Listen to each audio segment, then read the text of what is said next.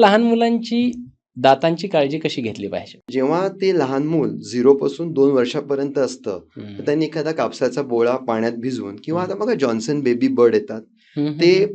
पाण्यामध्ये थोडंसं गरम पाण्यामध्ये डीप करून हं. हिरडीवरनं असं छान फिरवावे हं, आणि हं. जिभेवरनं सुद्धा छान फिरवावे. त्याने बरं. काय होतं, की लहान मूल दूध पित असतं. हं, हं, हं. दुधाचे अवशेष सुद्धा त्या हिरड्यांवर राहिलेले असतात. ते बरं. सुद्धा निघून जातात हं, हं, हं. आणि तोंड स्वच्छ राहतं. तोंडाचा वास येत नाही. हं. आणि जेव्हा ते मूल 2 वर्षाचं होतं, हं.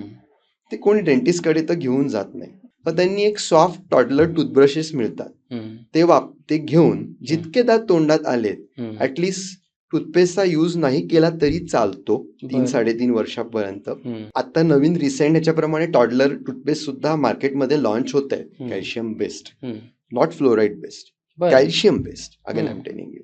तर त्या टूथपेस्ट सेम जे आपण मोठ्यांना वापरतो, हं. हिरडीपासून दाताकडे सौम्य पद्धतीने हळूहळू गोल पद्धतीने ब्रश करावा हं.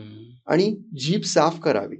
त्याने दुधाचे अवशेष निघून जातात, हं. तोंड स्वच्छ होतं, हं. तोंडाचा वास येत नाही.